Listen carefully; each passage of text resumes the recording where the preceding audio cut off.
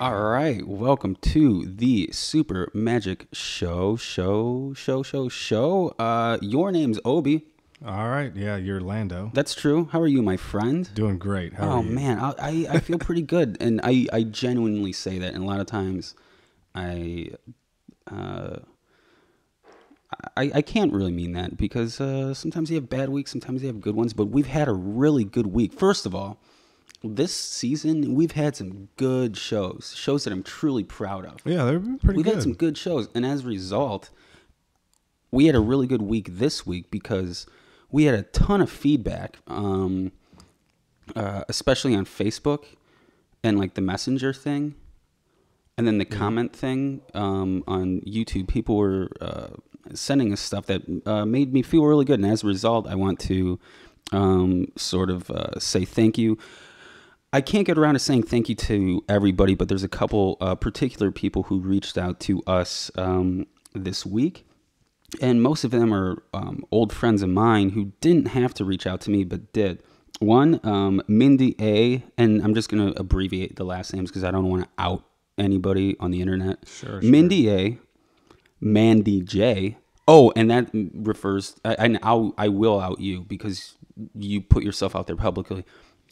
You're Amanda Jacobson. You're the stand-up comedian that I referred to, and your sister on the bus last week. Remember that story? Mm-hmm.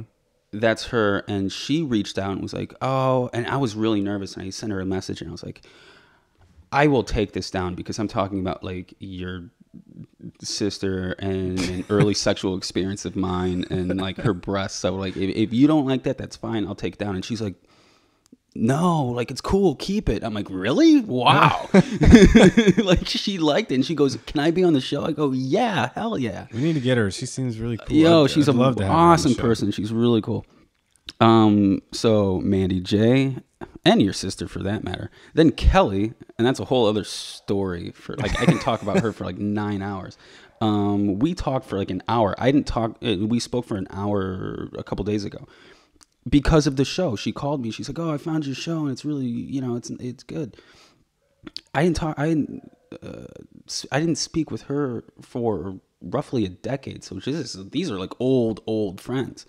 Paul S, Sarah S, Noah, Trevor, Brianna. Oh, and finally, I can't forget this.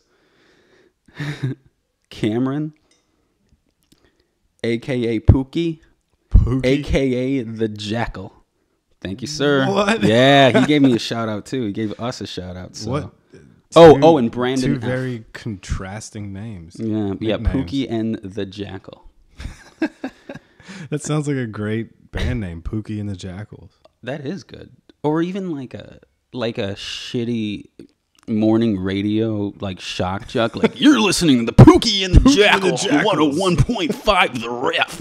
You know what I mean? Like those like crappy, annoying dudes. And all this shows sound the exact same. Like no matter where you live, like it's all the same crap. I like it. Man. So can I just like talk to you about Obi? You're in my dreams. What? I dream of you. Apparently. Oh, really? Yeah. Like this week, I dreamt of you. That's kind of. Oh, by the way, creepy. it is kind of creepy. By the way, you're saying it. Yeah.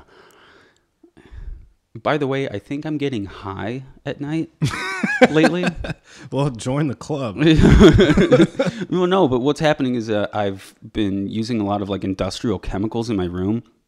I stripped down like the caulking. Sure, yeah. And then I applied like a new layer of this other stuff and a new caulking, and then I've been painting like multiple coats, and all that stuff has an odor, like some harsh chemical stuff, but not to the point where like I won't still sleep in that room. And I've been waking up. This happened once or twice this week, and like I'm just kind of all dizzy. And I've been looking up at my ceiling in the middle of the night when I wake up, and I'm just like kind of laughing and enjoying the view of my ceiling.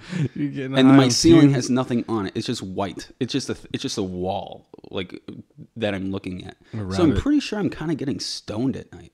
Rabbit in the snowstorm type thing. That's what it is. Yeah. You're like, oh my god. So I think I'm kind of getting a little buzzed up. I can't tell. That's awesome, man. It's a good time. So I have this dream of you. Like you're in my dreams, and I think this is the second time we've mentioned my dreams. I think maybe if you go back to episode 6, do you remember the name of that one? That's the one where I talk about how I'm racist in my dreams. Oh, I do remember. Yeah. Okay. I don't remember the name of it. So maybe this is going to turn into an ongoing theme. I don't know. But I can say, here's what happened. I have this dream of you, and you are your age now, but I am like a teenager. Like I'm in school. Okay. And you know, when you're at that stage of your life, like you have to, you know, obey your parents. Right. You know, I mean, there's rules. Yeah. If you go somewhere, you have to tell them and things like that. So you're like, we're going to Tijuana. We're going to Mexico. I said that? Yeah. And you're a teenager. And I'm a teenager, but you're still your age, right? That you are right now. Like you're a grown man. Oh, so no. I'm like, okay. So I go to I ditch school. I go to Tijuana with you, and we're in Mexico.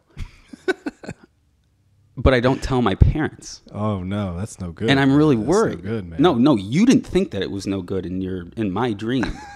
You were loving every minute of it. So like my whole dream basically takes place in this like Tijuana bar, and we're doing tequila shots, of course. And there's like women, there's like a harem of prostitutes like at our fingertips, like we can do.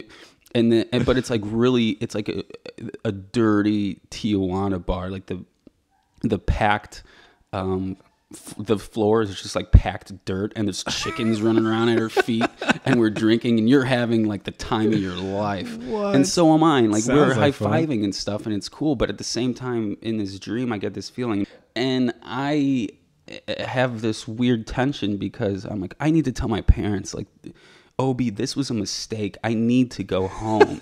Like, I need to tell my parents where I am. They don't know that I'm in Mexico. And then you put down your drink, and then you look at me, and you go, fuck your parents. Whoa. Mexico's awesome. Which... You know what? If I was drinking tequila, I might say something just like that. Fuck your parents. Mexico's awesome. And I was like, okay. End of dream. So that is what that happened on Tuesday. It'd be more night. likely that I'd say, screw America, Mexico is awesome. That No, kind it of was thing. fuck your parents. Mexico's awesome. Yes. Meanwhile, there's like great... women and chickens and tequila like running Can you around. say? I mean, did you wake up and be like, "That was awesome. That was so much fun"? No, all I just thought was you felt guilty or bad. Maybe fuck my parents and Mexico's awesome. Maybe he's on to something. Let's go, man. Yeah. So anyway, what else is going on? Do you have? Oh, by the way, I think the paint on the wall, like the fumes from it, might have affected that dream. I'm sure it did. I think I might have been a little, But under the influence. I think it's hilarious that you immediately, when you're under the influence, dreamed about me I being under the influence and influencing you. Yeah, but I think what happened was I could be wrong about this, but my theory is that I fell asleep listening to the show. Oh, And so maybe you were in my head, or maybe I was just baked. I don't know. that could have been it, man. Or maybe that's just the way I perceive you. It could have been worse. So, what's going on with you? Do you have like anything like? Do you have good news going on? I do finally. I finally. It's been a while have- since we've it's done this been segment. a long time, and we try to do it every episode, but it's been tough, or I don't know, just Because there hasn't been slacked good off. news in the There world. hasn't been a whole lot of good news, but I do have some. this Excellent. time. And it has to do with dementia. Again, past episode, I believe we did something about learning languages could kind of help stave off dementia. But this is a new study actually done at Duke University, which, as a lot of people might know, is pretty reputable. Like, these people at Duke University usually come up pretty good studies here. They're in the research triangle. Right. And they're relatively well-funded schools, so, you know, they have the means to do these kinds of If you're things. good at playing basketball, then that probably means you have smart people at your school. It's true. They have good advertisers, you know, they have good advertisements. Right. But, so I mean, dementia, it affects 3 million people. There's 3 million cases, new cases every year. So it's kind of a big thing. But basically, they found out that by tweaking the brain's immune system with a certain drug, it's prevented laboratory mice from developing dementia. So normally drugs just sort of slow down the symptoms of dementia, but they've found a way to actually stop it from happening, which is very... Is the drug, has it been like announced? No, not yet. Okay. But it says basically immune cells start attacking nutrients in the brain, and they think that might be a trigger for the actual disease of dementia. So they found a way to stop those immunes. It's almost like that's awesome. Yeah. So they're starting to figure out that it's more of like a immunodeficiency syndrome than anything else. And if they can stop the body from attacking itself, then they can stop dementia altogether. And it's possibly, I mean, dementia is a precursor to Alzheimer's disease. Yeah, in a lot of cases. I've had family members who had it, and it's such a hard thing to go through. Yeah, my grandmother has it. It's very sad. So, all right, well, that's definitely good news, and thank you for finally, actually bringing that to the world. Because if it wasn't for you and your diligent efforts, then we'd never know about this stuff. And that's a fact. You can go BBC News. I got it from BBC News. They actually, if you want to find the actual article. That isn't necessarily, it's not even news because it happened a long time ago when I was in college.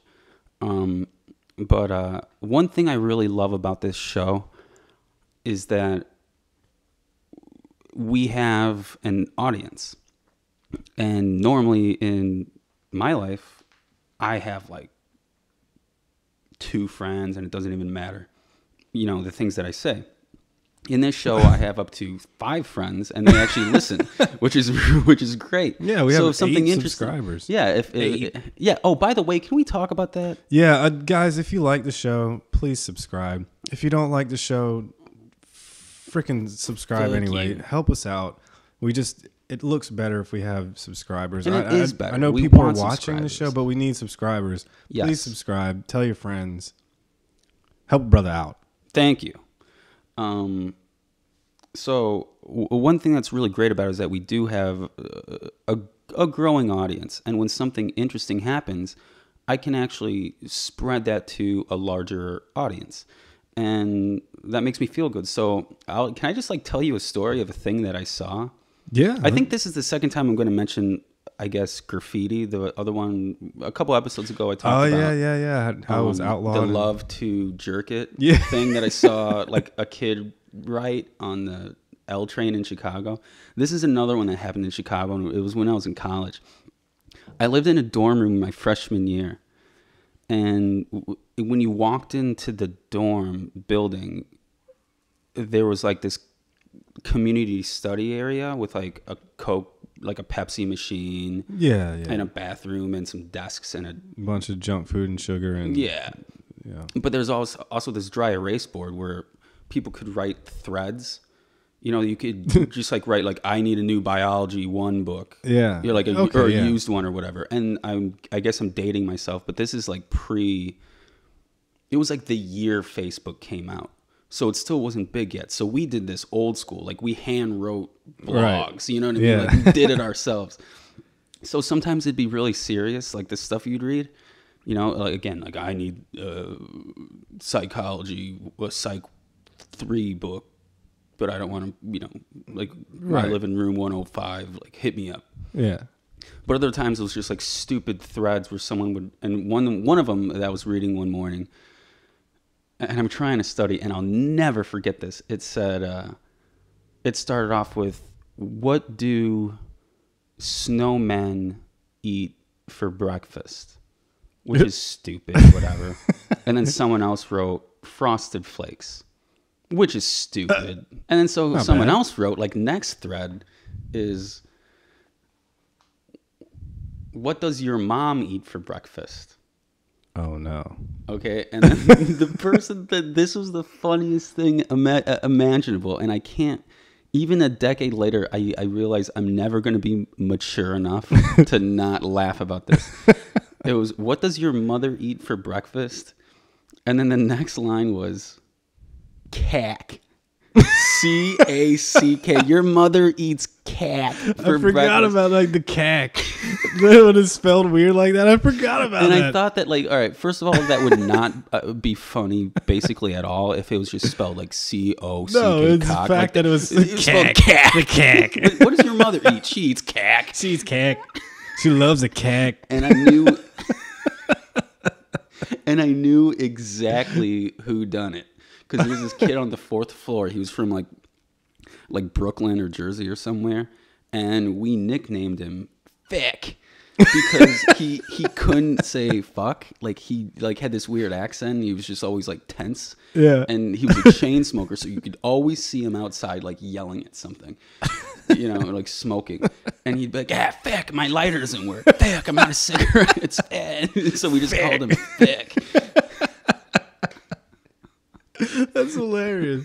I know people like that. That's why it's so funny. Like they literally, it's like, do you really say it like that? He physically couldn't say it. Like say duck. Now say fuck. Fick. Like what? Why? So I was like, hey, Fick, I know you wrote cack on the thing. Like this morning. I attended a law school in Detroit, Michigan, and it was like a top 100 school. And it is known to crank out prominent judges and attorneys, not just throughout the state, but like throughout the nation. Like this is a good school to go to, whatever. And I'm not saying that to brag. I'm just saying that that's what it was. Well, all right. Whatever, man. And it had a bathroom in the basement of the law school library. And the law school library was an independent structure from the rest of the university, meaning if you were like an undergrad student, you had no business being in this bathroom. Like this is only for the people who go here. Mm-hmm. Okay, so it's only for people who are either working here, studying here, like doing research here, or are students. And I remember reading like some of the most vile, like ignorant graffiti in the bathroom stalls. Yeah. Not only was it bad, I mean, I'm talking horrible stuff like swastikas, Obama on a noose, like just horrible stuff. What's stuff that you could do that you can't do online? Oh, you know, I definitely got involved. You have an identity online, but in the bathroom stall, it's all fair game. Oh, and I got super good at doing like a nude chick spread eagle, like with a Sharpie. Like that was my forte. Like I got good. So I mean, I'm not gonna lie. I'm not necessarily proud of this, but like that's what I did. But then I saw also threads on those walls. Yeah. And it'd be like, and here's what's so bad about this school, and here's what shows that there's really no signs of intelligence in that entire school. And here's what frightens me about the about the legal world, that these people can even make it.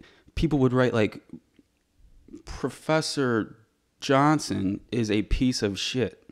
Oh. Peace spelled Peace. Wow. Like not only is what you're saying ignorant, but it's also coupled with misspelling. That's not even misspelling. You spelled it correctly, but you didn't use the right word at all. Right. Sorry, there's no excuse for that. Or you just learn how to spell that word and then learn how to spell the other. And these people got like really good LSAT scores. Probably. Unbelievable. Yeah. Makes me angry. So that's what's going on in my life and the things that I've reflected on this week. Well, thanks for sharing that. I thought that was quite awesome. So where's our friend? Jabba. Jabba, our friend. He's still being a poontang. He's being a total doucher. And he came on the show. He changed the name of the show. Yes. He's like, I'm going to be your marketing agent. Yeah. And then he just bailed. Okay. So what did we do as a result? We started some vocab of the day. Yes. That is basically about him, and it's not going to stop until he gets back on the show. Sorry, buddy. We aren't going to. We're going to continue to ridicule you. I think until you come back. That's right. I think for the last couple shows we had a couple words we did, and I don't remember. Farouche was one of them. He's a farouche. Yeah. He is an amuglio. Dyspeptic. He's dyspeptic. and something else. There was another one. Brummagem. Brummagem. Yeah. And all of them accurately describe them. There's a new one, a new word of the week or episode, whatever you want to call it, that directly refers to Jabba. The word is captious. Captious. Fond of finding fault in others, ill-natured, and overly critical. It's always ill-natured. That's him. That's exactly him. He's like, oh, you guys are stupid. No, that girl's not that cool. Oh, yeah. It's like, this girl's awesome. She's beautiful. She's funny. She reads books that are awesome. Mm-hmm. Like, oh, she's not all that. No, she's not all that. So again, captious. Fond of finding fault in others, ill-natured, and overly critical. Jabba, if you don't get back on the show, it's going to keep on coming, buddy. It's not going to stop, dude. It's going to get worse, I promise. All right. How we doing on time? That's about it, man. I mean, okay. I got another music plug from our good friend Robert Kramer. Always the best. This song is called Backyard off of his album South and Goodbye. We played a song a little while back, one of the episodes of this season. Great album. Please check him out. Robert Kramer. Check him out on Bandcamp, Facebook, whatever you got to do. Robert, thank you again for sharing all your music with us. And yeah, guys, please go check him out. Subscribe to our show. We appreciate the views that we're getting already. And keep it coming. Thank you. Have a good one.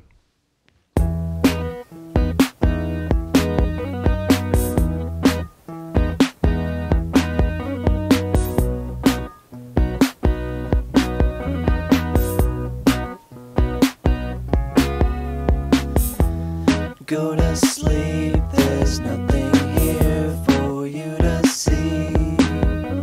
And should you dream of me, I'll send a bullet through your teeth.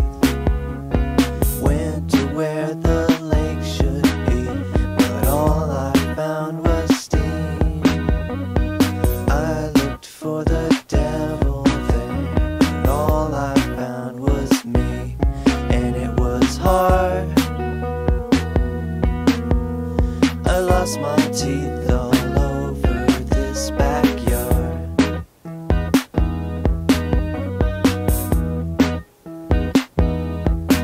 And it aches. These roadside pictures I try not to take. You break my heart.